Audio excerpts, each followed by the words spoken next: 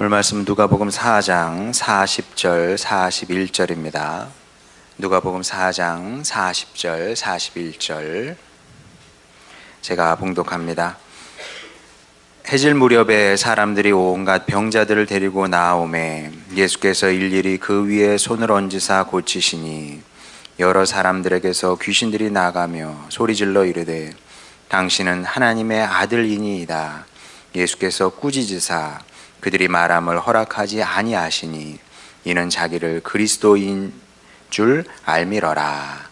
아멘. 저는 교파색이 굉장히 약한 사람입니다. 그럴 수밖에 없는 게 감리교에서 태어나서 감리교에서 신앙생활 하다가 중고등부 장로교에서 신앙생활 하고 신학교는 성결교단에 속한 신학교를 갔습니다. 무슨 색깔이 있겠어요, 제가. 감리교가 좋다고 그러겠습니까? 장로교가 좋다고 그러겠어요? 성결교가 좋다고 하겠습니까? 다 좋습니다. 다 좋아요. 어떤 교단이든 더 좋고 더 나쁜 그런 교단은 없습니다. 그래도 우리가 말이 나왔으니 말이 나온 김에 우리 성결교단의 특징 두 가지만 말씀을 드리겠습니다. 첫째는 우리 교단에 전도 표제가 있어요. 중생, 성결, 신유, 재림 이렇게. 그래서 이걸 사중복음이라 그럽니다. 그래서 이 사중복음을 굉장히 강조를 합니다. 우리 교회에서는 그닥 이렇게 그런 설교를 많이 안 합니다만은 하여간 우리 교단에서는 사중복음을 굉장히 강조한다. 그래서 누가 혹시 성결교단은 뭐요? 그러면 우리 전도 표제가 있는데 사중복음이라고 그러고 중생, 성결, 신유, 재림 이걸 강조합니다. 이렇게만 얘기해도 될 것 같습니다. 이와 함께 또 중요한 게 웨슬리 신학이죠. 웨슬리 신학을 따르는 교단이 여럿입니다. 성결교도 그렇고 감리교가 제일 크죠. 그 다음에 구세군도 그렇고 그 다음에 나사렛 대학 있죠. 나사렛 대학 이렇게 4개의 교단이 형제 교단이다 이렇게 얘기를 하는데, 그래서 이제 그 성결 계통, 그러니까 이제 웨슬리안 신학교를 가게 되면 의무적으로 웨슬리 신학을 공부를 하게 됩니다. 당연히 저도 웨슬리 신학을 공부를 꽤 했죠.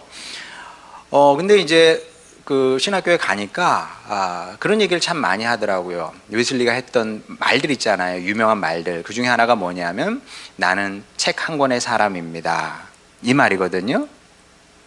당연히 책 한 권은 성경을 얘기합니다. 그래서 저는 이제 하도 그 얘기를 많이 해서 웨슬리 목사님은 성경책만 열심히 읽었나 보다 처음에 그렇게 생각을 했습니다. 그런데 나중에 이제 웨슬리 신학과 삶을 공부해 보니까 그게 아니더라고요. 감리교가 우리 형제 교단이라 그랬잖아요. 거기 배지가 있습니다. 목사님들 우리 교단에는 배지가 없는 것 같은데 하여간 그 감리교는 배지가 있어요. 그래서 목사님들 중에서 간혹 그 배지를 차고 다니는 분들이 있는데 드물긴 합니다만 그 배지를 보게 되면 웨슬리 목사님이 말 위에서 말을 타고 가는 거예요. 이제 워낙 그 부흥회를 많이 다녔기 때문에 그 당시에 이제 말을 타고 다녔죠. 당연히 1700년대니까 말 위에서 책을 읽는 그림이에요. 그게 이제 웨슬리 그 감리교 배지입니다. 그만큼 이제 책 벌레였던 거죠. 하여간 틈만 나면 책을 읽었어요. 틈이 많지는 않았는데 하여간 틈만 나면 책을 읽었고 온갖 잡다한 책을 다 읽었습니다. 베스트셀러라는 거는 다 읽었던 것 같아요. 하여간 그 당시에 지금과 달리 책이 많이 출간되는 시대도 아니었기 때문에 여하튼 맛있는 음식을 사 먹을 돈은 없었는데 어떻게든 그 비싼 책, 그 당시엔 책값이 굉장히 비쌌거든요. 어떻게든 책은 구해서 열심히 책을 읽으셨다고 그럽니다. 자, 그리고 이제 실제로 그분의 글을 읽어보게 되면 공부 많이 하신 분이네. 글을 잘 쓰죠. 굉장히 글을 잘 쓰셨고 논리가 치밀하고 그냥 믿어라 절대 그렇지 않습니다. 논리가 굉장히 치밀하고 합리적이고 그러면서도 성령 충만한 분이었는데 이런 전체적인 사실을 알게 되면서 웨슬리의 그 명언이 새롭게 다가오더라고요. 아무나 성경 한 권의 사람이다 이런 말을 하면 안 되는구나. 웨슬리 목사님은 그 말을 할 자격이 있는 거예요. 다른 책들 많이 읽고 나서 결론이 뭐냐면 나는 책 한 권의 사람이야. 그럼에도 또 다른 책을 계속 읽는 겁니다. 이래야 되는 겁니다. 자, 이렇지 않고 성경 한 권만 열심히 읽어. 다른 책 안 읽고 성경만 읽어. 그러면서 나는 책 한 권의 사람입니다. 이렇게 얘기하면 어떻게 될까요? 이렇게 되면 그런 사람은 십중팔구 독선에 빠지거나 이단 비슷해지는 것을 보게 됩니다. 자, 그래서 이제 우리가 알아야 되는 사실이 무엇이냐면 내 것이 소중하죠. 내 것을 잘 알아야 됩니다. 우리는 이제 기독교인이니까 기독교에 대해서 알아야 됩니다. 자, 그렇지만 그에 못지않게 남의 것도 조금은 알아야 됩니다. 남의 것이 무엇이 됐든 간에 알아야 되는 거죠. 그래서 옛 선인이 지피지기라는 말을 한 거죠. 나를 알고 남도 알아야 이게 제대로 반응하고 대응하게 되는 거지. 뭐 친하게 지내던 아니면은 뭐 싸우던 뭐 이게 되는 거지. 나만 알아서는 남은 모르고 나만 알아서는 이게 제대로 대응할 수 있는 능력을 못 갖게 되는 거죠. 자, 이런 이유로 우리가 이제 다른 종교에 대해서도 조금은 이제 알 필요가 있는데, 뭐 여러분도 아시는 것처럼 기독교를 빼면 우리나라 최대 종교는 불교입니다. 불교인데, 이제 뭐 이렇게 기독교인들이 불교는 무조건 이제 나쁜 거다. 뭐 허무맹랑한 소리를 한다. 이제 이런 식으로 이제 오해를 하는데 그런 건 절대로 아닙니다, 여러분. 아무리 우리가 남의 종교라고 해도 그렇게 이제 비하를 한다든지 막 무조건 비판을 한다든지 이래서는 얻는 게 아무것도 없어요. 그래서 우리가 얻을 수 있는 게 뭐가 있겠습니까? 그래서 저희가 아들에게도 자주 그 얘기를 합니다. 불교 절 다니는 아들이 있대요. 싸우면 안 된다. 그래갖고 싸워서 얻을 수 있는 게 뭐가 있냐? 그래봐야 뭐 기독교에 대한 반감밖에 더 생기겠습니까? 그리고 실제로 다른 종교에도 배울 수 있는 게 얼마든지 있습니다. 자, 뭘 배울 수 있느냐? 뭐 여러분 뭐 아시는 것처럼 뭐 불교가 어떻게 태어났는지 여러분 잘 알고 계세요. 어떻게 생겼습니까? 인도 카필라 왕국의 왕자였던 고타마 시타르타께서 어느 날 왕국을 나가서 이제 서민의 삶을 한번 살펴본 겁니다. 그랬더니 백성들이 생로병사의 굴레에서 고통을 당하고 있더라는 거죠. 근데 이분이 굉장히 이렇게 그 공감 능력이 탁월하셨던 분 같아요. 보통 남자라면 뭐 사람이 그런 거지, 뭐 백성이 그런 거지. 내가 왕자인데 뭐 아쉬울 게 없지 않습니까? 그냥 그리고 넘어가야 되는데 이분은 이제 공감 능력이 탁월한 분이셔서 그랬는지 이제 마음이 힘들었던 거죠. 자비의 마음이 불일듯이 일어나게 됩니다. 그래서 이제 그때부터 고뇌하게 되죠. 내가 어떻게 하면 이 불행과 슬픔의 업보에서 우리 백성을 구원할 수 있을까? 이제 이 생각을 하게 된 겁니다. 자, 여기까지만 보게 되면 성경 말씀하고 비슷해요. 진짜로. 생로병사의 업보에서 시달리고 있는 거 아닙니까, 백성이. 그들을 구원하고 싶은 겁니다. 성경 말씀도 그런 내용이거든요. 한번 보겠습니다. 마태복음 9장 35절에서 36절. 예수께서 모든 도시와 마을에 두루 다니사 그들의 회당에서 가르치시며 천국 복음을 전파하시며 모든 병과 모든 약한 것을 고치시니라.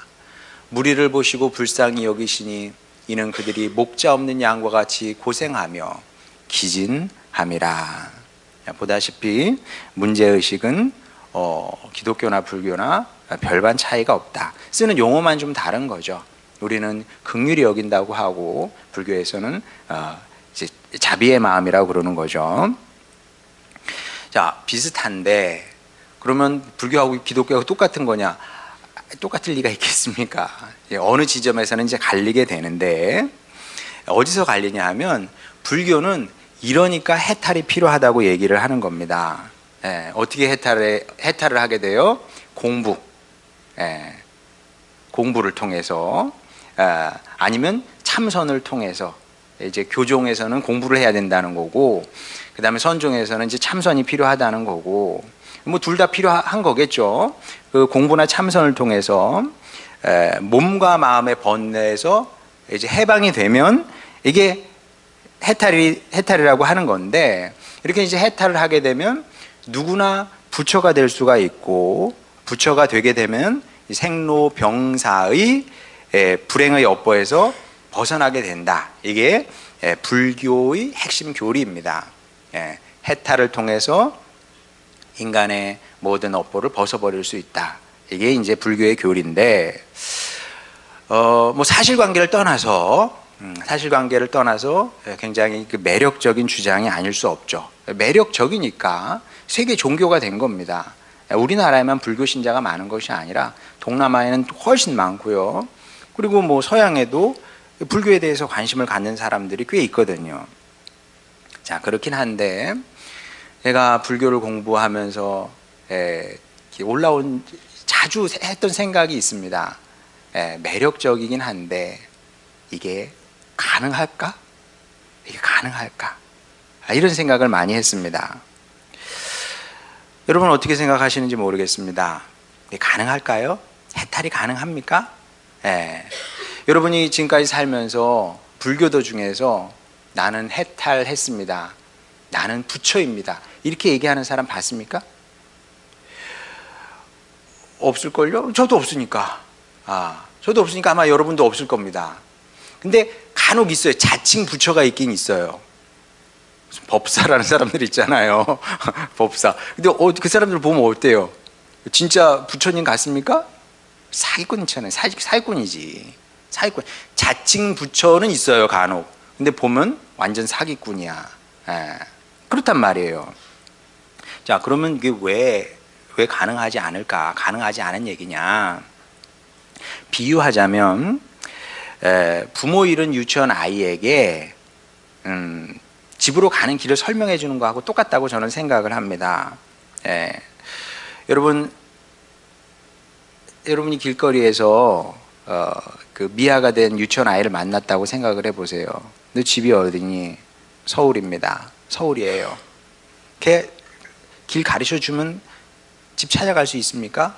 지도 펴놓고, 야, 서울 가는 거 그렇게 어렵지 않아. 다 요즘 세상 좋아져서 이게 뭐 편말 같은 거 다 있고, 그 길 따라, 큰 길 따라서 그냥 고속도로 따라서 쭉 걸어가면 되는 거야. 너 할 수 있어.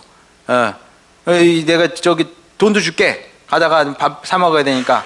여기다 20만 원 줍니다. 그럼 그 아이가 그 조언을 듣고 그 돈을 받고 나 할 수 있어. 기쁨과 용기가 막 샘솟고 이렇게 되겠습니까? 그럴 리가요. 그럴 수 없습니다. 오히려 아무리 넌 할 수 있다고 얘기해도 아이가 느끼는 느낌은 뭐냐 하면 절망과 두려움뿐이죠. 그겁니다. 고타마 시타르타께서 인간의 어떤 부분은 정말 잘 봤어요. 진짜 잘 봤어요. 모든 인간은 생로병사의 그 업보에 시달리다가 비참하게 죽는 거예요. 그게 인생이 다 그런 겁니다. 여기까지는 진짜 잘 봤는데 인간의 다른 이면은 보지 못했다는 거죠. 뭘 제대로 못 봤을까요? 인간은 못해요. 인간은 못한다는 것을 잘 인식하지 못했던 거죠. 물론 다 못하는 것은 아닙니다.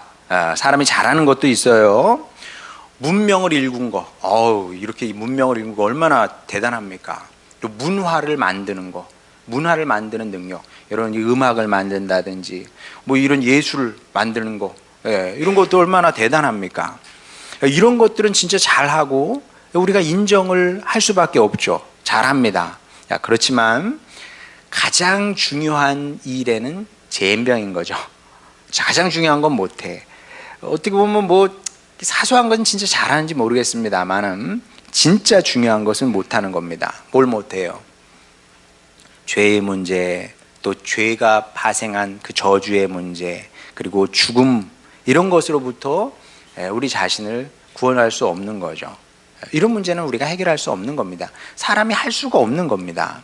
자, 그런데 정말 놀라운 것은 무엇이냐면 사람이 얼마나 똑똑합니까? 사람이 진짜 똑똑하거든요.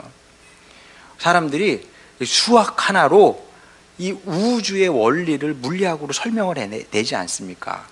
대단한 겁니다. 정말 우리 보통 사람은 이게 어떻게 가능해? 근데 가능하거든요. 수학으로 세상을 그냥 풀어버리는 겁니다. 이렇게 똑똑해요. 그런데 놀라운 것은 이렇게 똑똑한 사람들이 이상하게 주제 파악은, 자기 진짜 중요한 부분에서의 주제 파악은 못한다는 거죠. 예.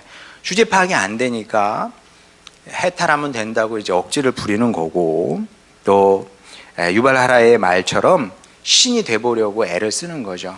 예. 하라이가 무신론자 아니에요. 무신론자가 가만히 사람들이 뭘 하는 건지, 뭘 하고 있는지 이렇게 지켜보니까 결국 사람들이 신이 되려고 하는구나.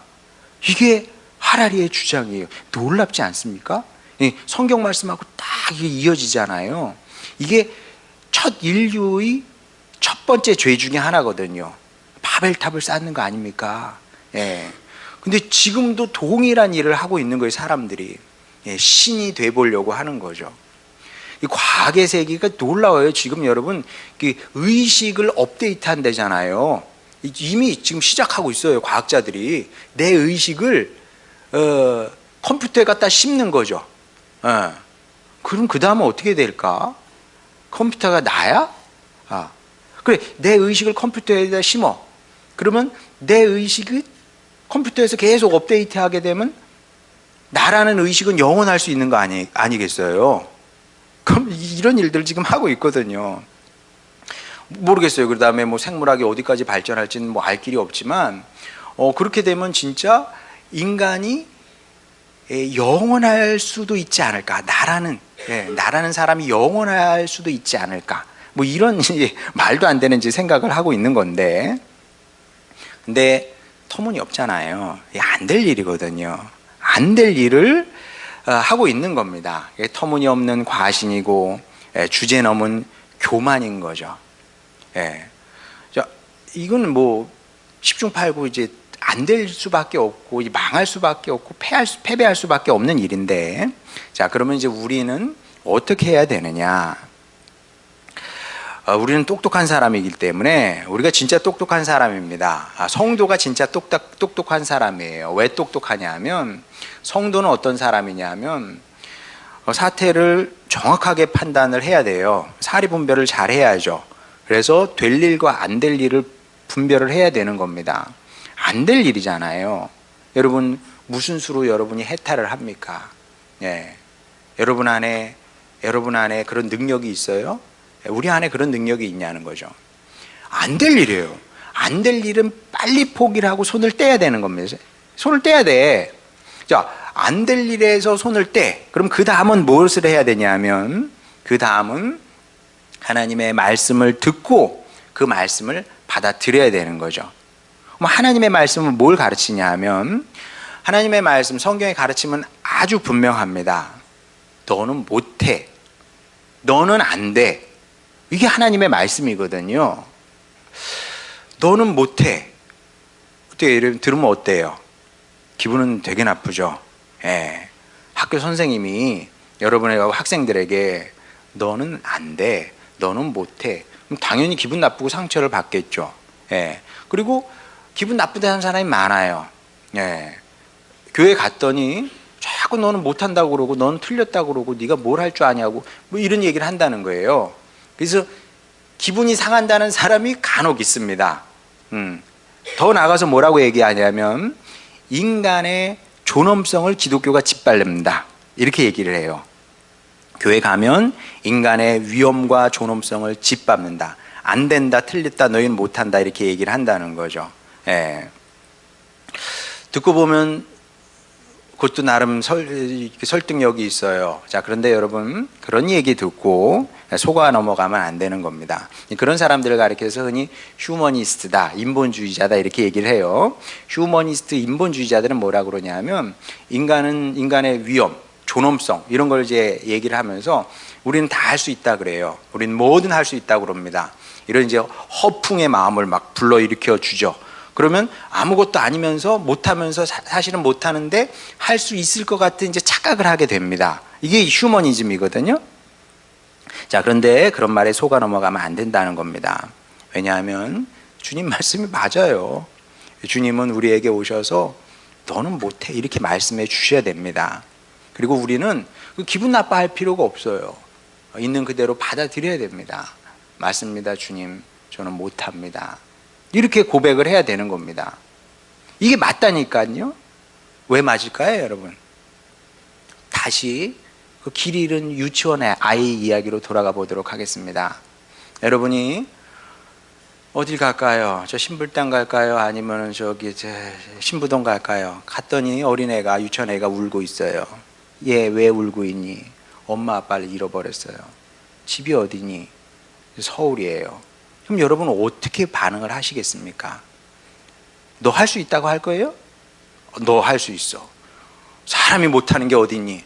마음만 먹으면 다 할 수 있는 거야. 서울 어딘데? 그건 몰라요. 하여간 서울 멀지 않아. 내가 돈 줄 테니까 걸어서 가. 아니면 뭐 버스 태워서 보내. 여러분이 그랬다 칩시다. 그럼 여러분은 어떤 사람입니까? 나쁜 사람이지. 무책임하고 나쁜 사람입니다. 그런 어른은. 예. 그러면 안 돼요. 뭐 어떻게 해야 됩니까? 넌 못해. 넌 못, 그래야 애가 안심을 해요. 아, 그래, 난 못해.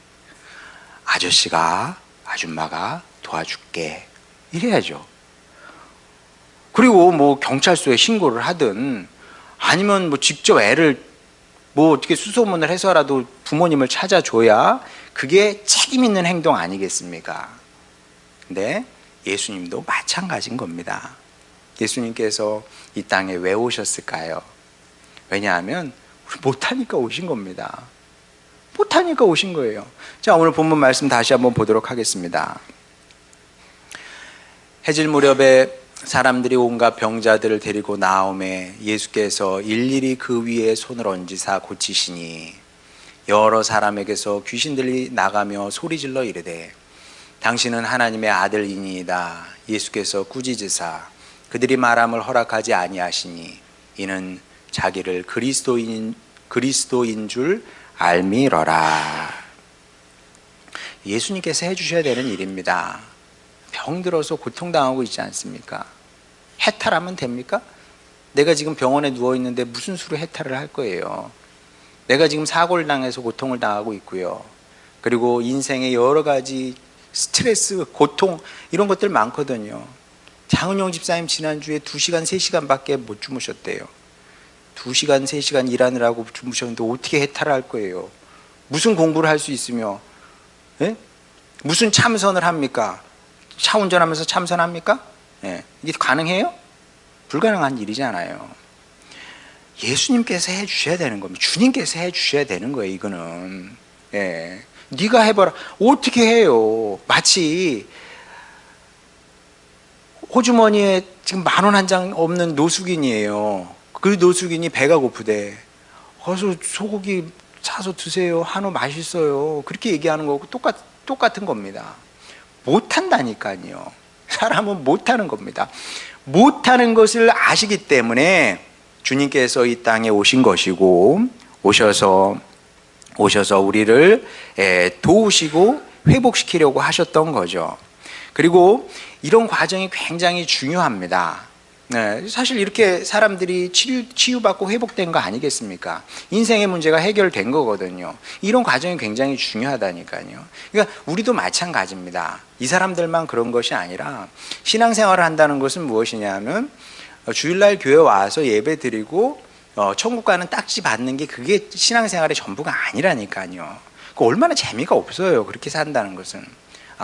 오늘 또 일요일이네. 오늘 좀 쉬어야 되는데. 이렇게 될 수밖에 없어요. 그런 자세로 신앙생활을 하게 되면. 신앙생활은 그렇게 하는 것이 아니고 어느 순간 나의 무능을 깨달아야 돼요. 나는 안 되는구나. 안 되니까 어떻게 해도 주님의 도움이 필요한 거예요. 주님께서 오셔서 나의 문제를 해결해 주셔야 돼. 그게 뭐가 됐든 간에, 뭐가 됐든 간에. 이런 경험이 없으면 이게 신앙의 성장과 발전을 이루기가 쉽지가 않죠. 모든 성도는 이런 과정을 거쳐야 되는 겁니다.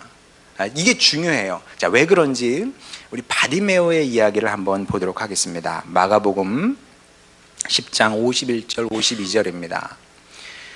예수께서 말씀하여 이르시되 내게 무엇을 하여 주기를 원하느냐.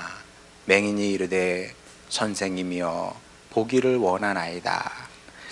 저는 여러분에게도 이런 경험이 좀 있었으면 좋겠어요. 주님께서 여러분에게 오셨을 때 물어보실 거 아니에요. 사랑하는 아들아, 사랑하는 딸아, 내가 너에게 뭘 해주길 원하느냐. 근데 답이 안 나와요. 왜 안 나오는 줄 아십니까? 주님이 나에게 안 도와주면 나 다 할 수 있는데. 이러면 이제 답이 안 나오는 거예요. 그러면 이제 주님과 우리는 관계가 없는 사람이 되는 거지. 그래서 이제 진짜 복된 사람은 어떤 사람이냐 하면 아무 결핍이 없는데 결핍을 느끼는 사람입니다. 이게 진짜 복된 사람이에요. 고난이 필요가 없어. 그러니까 고난이 반드시 와야 된다. 꼭 그런 거 아닙니다. 결핍이 없는데도 결핍을 느끼는 사람이 있어요. 그게 뭐 어떤 사람은 그 외로움일 수도 있고 허무일 수도 있고 뭐 다양하죠. 이민아 목사님은 사랑이었다네. 사랑. 난 진짜 진실한 사랑을 원해. 근데 진실한 사랑은 없거든요. 이어령 뭐 이제 돌아가셨습니다만은 아빠가 이어령 교수님이셨잖아요. 장관님이셨지. 아빠가 분명히 당신을 사랑하지, 자신을 딸이니까 사랑하는 줄 아는데 그 사랑으로 이제 만족이 안 되는 거죠. 그 결핍이 그분을 주님께로 이끌었고 이게 해결이 안 되니까 주님께서 물어보신 거죠. 미나야, 내가 너에게 뭘 해주길 원하니? 사랑입니다. 인생이 바뀌는 겁니다. 어떻게 바뀌냐? 52절 보겠습니다. 예수께서 이르시되 가라, 네 믿음이 너를 구원하였느니라 하시니 그가 보게 되어 예수를 길에서 따르니라. 자, 놀라운 일이 벌어진 건데 아무것도 할 수 없는 사람 바디메오. 아무것도 할 수 없어요. 바디메오가 뭘 합니까? 시각장애인 지금이야 그래도 세상이 좋아져서 시각장애인이 앵커도 되고 시각장애인이 국회의원도 됐잖아요. 좋은 시대입니다. 지금은 2000년 전에 시각장애인이 뭘 합니까? 천형을 받은 사람이라고 다들 그렇게 수군거렸잖아요. 천형이 저주받은 사람입니다. 너 앞을 안 보니 뭘 할 수 있겠습니까? 구걸하는 것밖에 못 하잖아요. 아무것도 할 수 없는 사람 바디메오가 치유와 회복을 경험하자 예수님을 따르는 사역자가 됐거든요. 아무것도 할 수 없는 사람이 모든 것을 할 수 있는 사람이 된 겁니다. 그러니까 아무것도 할 수 없음의 부정이 모든 것을 할 수 있음의 긍정으로 승화된 거죠. 예수님께서 오셔서 하고자 하시는 일이 이런 겁니다. 그러니까 여러분 오해하지 마세요. 성경이 너는 못해, 너는 못하니까 아무것도 아니야, 이런 뜻이 절대로 아닙니다. 성경은 하나님의 말씀은 굉장히 현실적입니다. 굉장히 현실적이에요. 사람들이 하는 말은 처음에 들으면 기분은 좋아. 여러분 안에 부처의 씨앗이 있대요. 이 씨앗을 잘 키워내면 여러분이 부처가 된대요. 현실적으로 안 된다니까요. 그거는 안 될 일이야. 주님은 다른 길을 제시하는 거죠. 너는 아무것도 못해. 그러나 내가 너를 도움으로 너는 뭐든 할 수 있는 사람이 된다. 이게 이제 성경의 가르침인 겁니다. 그리고 이런 식으로 바디메오는 인간으로서의 위험, 인간으로서의 존엄성을 회복하게 되는 겁니다. 얼마나 멋진 길입니까? 그러니 여러분들이 이런 주님의 길을 감사함으로 받아들여야 되는 거죠. 그리고 감사해도 되는 이유는 무엇이냐 하면 이게 우리를 향한 주님의 선하시고 아름다운 꿈이시거든요. 주님은 꿈꾸시는 분이에요. 여러분 믿음, 소망, 사랑, 이게 영원하다 그랬잖아요. 왜 그러냐면 이게 하나님 차원의 것이거든. 왜 하나님의 차원의 것이냐 하면 하나님이 믿고 소망하고 사랑하는 분이기 때문에 그렇습니다. 하나님께서 뭘 믿겠습니까? 여러분이 잘 되기를 믿는 거죠. 하나님께서 소망하십니다. 뭘 소망하시겠어요? 바디메오 같은 이런 역사가 여러분에게서 일어나기를 꿈꾸고 계시다니까. 여러분 믿으면 그 마음으로 아멘 하시기 바랍니다.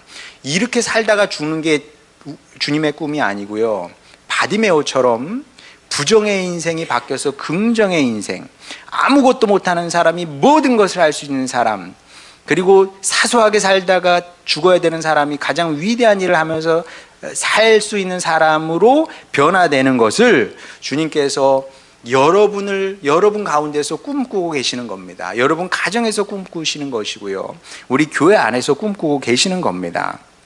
그리고 주님께서 이미 착한 일을 시작하셨기 때문에 우리가 발악을 하지 않는 이상, 난 싫어요, 못해요, 안 해요, 막 발악하지 않는 이상 이루시게 돼 있습니다. 자, 다만 제가 여러분에게 한 가지 부탁을 드리고 싶은 것이 있습니다. 주님께서 이루실 수밖에 없어요. 계획하시고 뜻하신 일이기 때문에 주님께서 여러분을 교회 안에 불러주셨단 말이에요. 그러니까 이루시게 돼 있습니다. 자, 그런데 적어도 한 가지 우리가 해야 되는 일은 있다. 그것이 뭘까요? 겸손하게 못한다고 고백하시기 바랍니다. 겸손하게. 주님, 저는 아무것도 못해요. 제 자신도 못 바꿔요. 나도 날 못해. 어떻게 해. 그렇잖아요, 여러분. 알잖아요. 나도 못 바꿔. 나도 못 바꾸는데 내 자녀들 어떻게 바꾸겠으며. 배우자는 더 안 되고요. 그리고 한 치 건너 두 치, 이웃들은 더 못 바꾸는 게 마찬가지고, 환경도 바꿀 수가 없고, 나라와 민족 어떻게 바꿀 수가 없어요, 우리가. 못한다고 솔직하게 고백하시기 바랍니다. 평생 그렇게 고백하며 사시기 바랍니다. 그러면 어떻게 될까요? 그러면 주님께서 여러분을 도우시게 돼 있습니다. 여러분을 찾아오셔서 여러분을 고치시고 회복하셔서 바디메오 같은 축복의 인생을 만드시게 될 겁니다.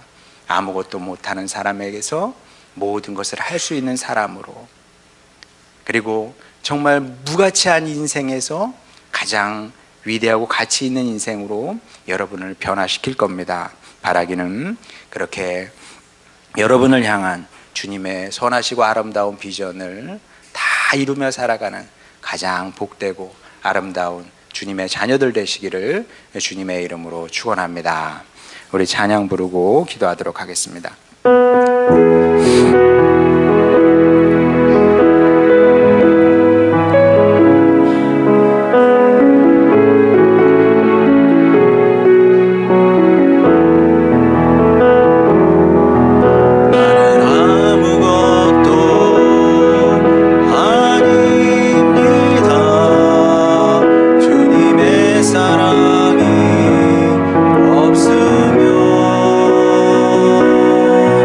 나는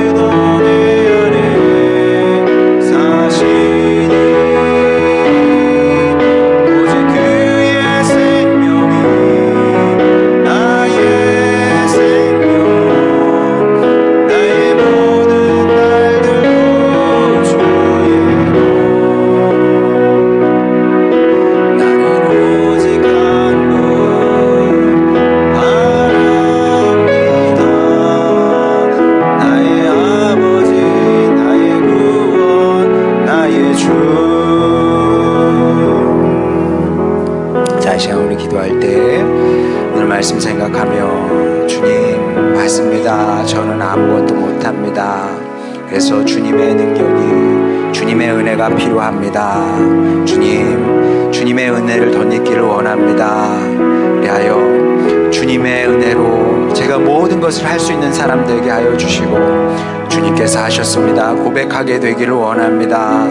또한 주님 꿈꾸신 모든 좋은 것들이 제 인생에서 이루어지게 되는 것을 보기를 원하오니 아버지 하나님 가장 복되고 아름다운 인생을 살게 하여 주시고 그렇게 주님의 뜻을 이루어내는 주님의 아들 딸이 되게 하여 주시옵소서.